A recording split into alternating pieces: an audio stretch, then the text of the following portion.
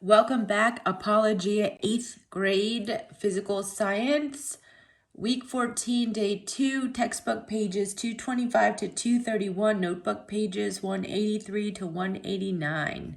All right, we are starting module 7. In the previous module, module 6, you learned a lot about analyzing motion. You now understand and can calculate speed, velocity, and acceleration. This knowledge and those skills are very valuable in trying to understand the physical creation around you. However, in all of what you have learned so far, you have not discovered what causes objects in motion to behave the way they do. It all has to do with forces. Forces and motion are connected. Gravity is just one of the forces we'll consider in this model. In this module, you will read about the following main ideas: forces, Newton's laws of motion, and fundamental forces. Okay, let's go ahead and get started. Forces. You experience forces every day. What exactly is a force? Well, have you ever had an umbrella lifted from your hands by a strong wind? Or started riding a skateboard by pushing off with one foot? Or pulled on a rope in a tug-of-war game? All of these are examples of forces. The wind lifts the umbrella away from you. You push against the ground to start the skateboard. Your team pulls the other team to your side to win the tug-of-war. So, a force is a push or a pull that acts on an object. So the definition I want you to record in your notebook is force, a push or pull that acts on an object. Forces are what cause motion. A force can cause a resting object to move. A force can cause a moving object to slow or stop. And a force can accelerate moving objects by either changing the speed or the direction, or both, of an object. It's usually not difficult to measure forces. In fact, every time you step on a scale, you are measuring the force of gravity on you. In grocery stores, you buy produce by weight, meaning it costs so much per pound. If you look, you can usually find scales available to help you figure out how much produce weighs, which is a force, so you know how much it will cost. The SI unit for force is the Newton, abbreviated as a capital N. 1 Newton is the force required to make an object with a mass of 1 kilogram accelerate at 1 meter per second squared. In fact, 1 Newton is equal to 1 kilogram meter per second squared. I have that down here. So 1 Newton is 1 kilogram times meter divided by a squared second. The unit, Newton, is named for Sir Isaac Newton from 1642 to 1727, the English physicist who explained the relationship between force, mass, and acceleration. You will learn more about him and his laws later in this module. All right, combining forces. Like acceleration and velocity, force is a vector quantity. You can use vectors, arrows, to represent forces. The length of the arrow represents the strength of the force, and the direction of the arrow represents the direction of the force. Like other vector quantities, forces can be combined. In the tug-of-war photo, I don't think I put that in there, but imagine a tug-of-war. All the kids are combining their forces to try to pull the other team to their side. To show the result of how forces combine, we combine force arrows. Here we go. So we combine force arrows. Forces in the same direction add together. So for example, if this arrow is going in this direction, and this arrow is going in the same direction, we can add them together to equal this. So you can see here it's 1, 2, 3, 4 blocks plus 1, 2, 3, 4 blocks equals 1, 2, 3, 4, 5, 6, 7, 8 blocks with an arrow. So the forces can be added together.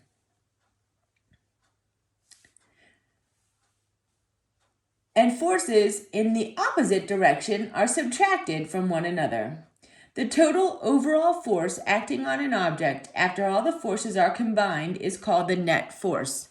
So we have this arrow going in this direction, 1, 2, 3, 4, with the opposing direction being 1, 2, 3, 4, 5, 6, 7, 8. So 8 minus 4 should be around 4. 1, 2, 3, 4. So we subtracted because they were opposing forces.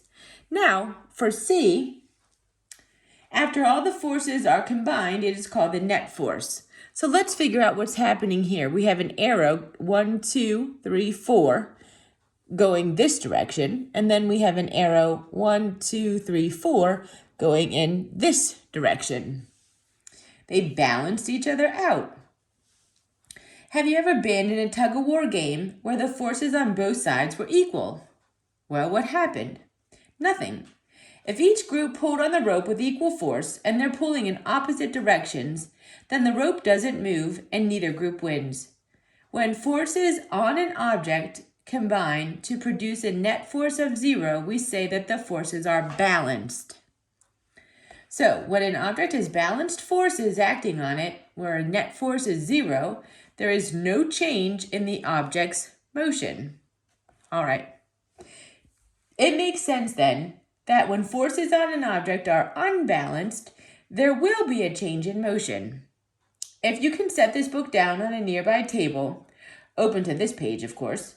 Now, with your hand, push the bottom of the book away from you. What happened? The book moved away from you. That is because you provided an unbalanced force on the book when you moved it. Okay, now you can pick the book back up again. An unbalanced force occurs when there is a non-zero net force acting on an object. So when an unbalanced force, where the net force does not equal 0, acts on an object, the object accelerates.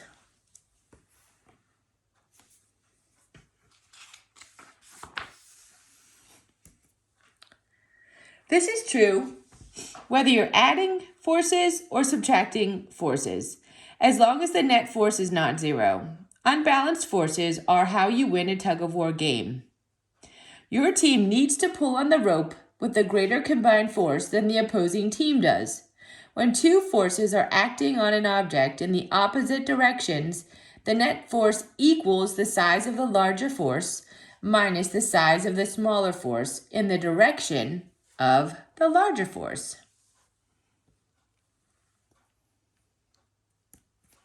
All right, notebook page 185 asks to write out the sentences in blue. The first sentence was, when an object has balanced forces acting on it, the net force is 0. There is no change in the object's motion.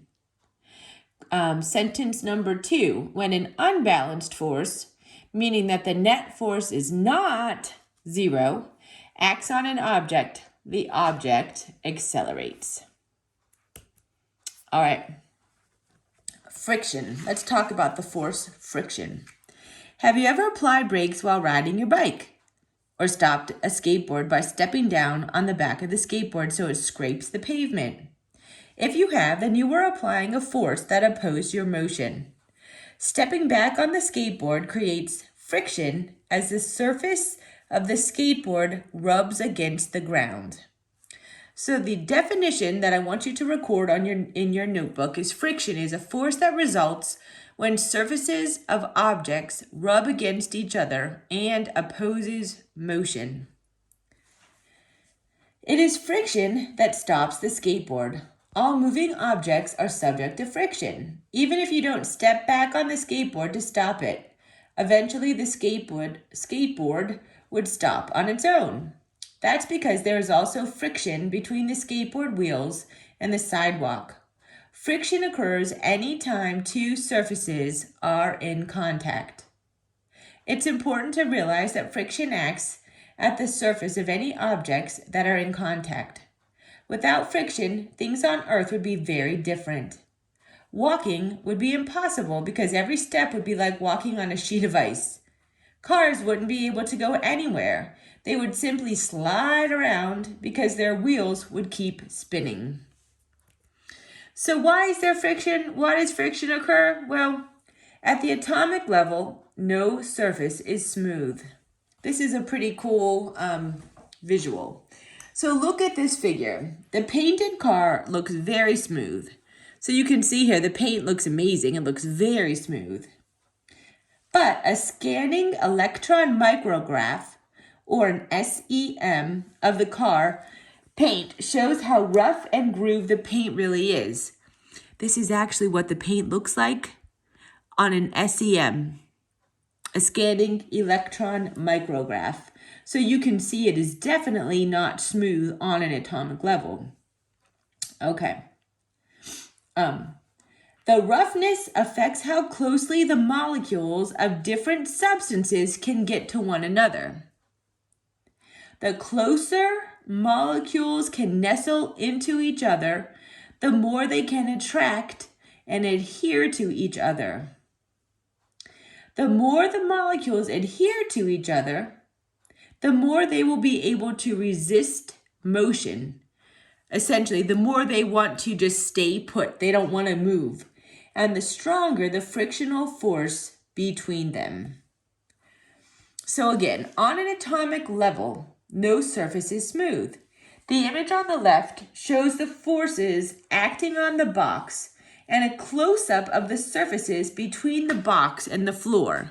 So you can see all of this. This is a close-up of the surfaces between the box and the floor. It's very bumpy. It's definitely not smooth. The top right photo shows this shiny, smooth surface of a painted car. The bottom right photo is a magnified color-enhanced SEM of the surface of the car paint. Not as smooth up close. So no surface is smooth. The roughness affects how closely molecules of different substances can get to one another. The closer the molecules can nestle into each other, the more they can attract and adhere to each other. The more the molecules can adhere to each other, the more they will be able to resist motion and the stronger frictional force between them. All right.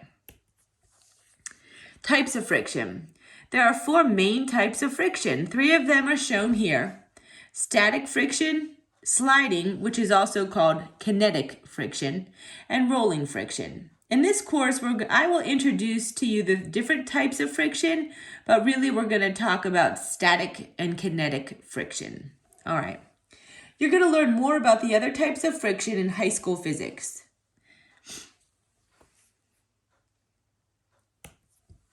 All right, static friction. Static friction is the frictional force that acts on stationary objects. The definition I want you to record on page, what page is that? Page 186 for static friction is friction that opposes the initiation of motion. Have you ever tried to move a heavy piece of furniture? Static friction always acts in the direction opposite of the force you apply to try to move the furniture. It feels like if you're trying to move a heavy dresser, it feels like you're pushing the dresser and it almost feels like the dresser is pushing back on you. Before you can move the furniture, you have to overcome the static friction holding it in place. In fact, every time you push to take a step, static friction keeps your feet from sliding out from under you. Once you overcome static friction and you can get an object moving, you now experience kinetic friction. So on page 186, again, kinetic friction, I want you to write friction that opposes motion once the motion has already started. So both of these frictions are friction that opposes motion. One is the initiation of motion, and one is once the motion has already started. All right, so our first friction to record is static friction, and that is friction that opposes the initiation of motion. The next one is kinetic friction, which is also called sliding friction or dynamic friction. Sliding friction occurs after you push something to get it started. So if you look on page 231 at the man pushing the box. Once the man gets the box moving, static friction is no longer acting on it, and the box will slide across the floor. However, there is still friction acting on the box, sliding friction. And actually, kinetic friction is always a much smaller frictional force than static friction. This means it takes less force to keep an object moving than to start it moving. The next one is rolling friction. As the name implies, rolling friction is a frictional force that acts on rolling objects. Rolling friction is considerably less than even sliding friction.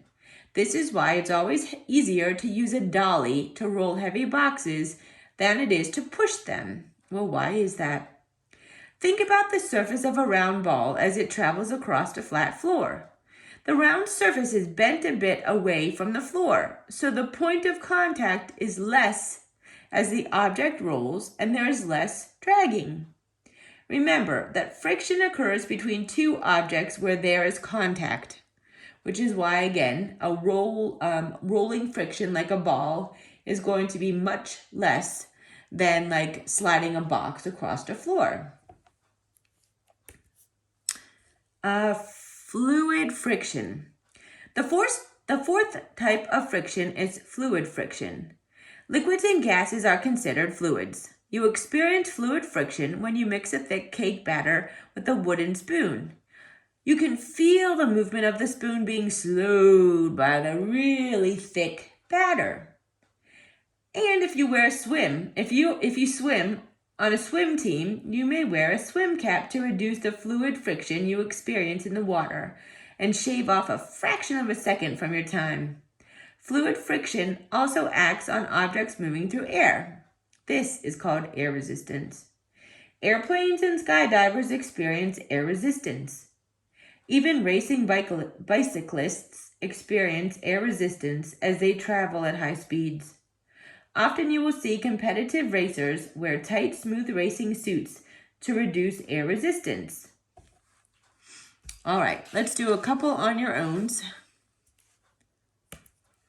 On your own, 7.1. Explain how a force acting on an object affects the object's motion. Well, a force can cause an object at rest to move. A force can cause a moving object to accelerate by changing its speed or direction.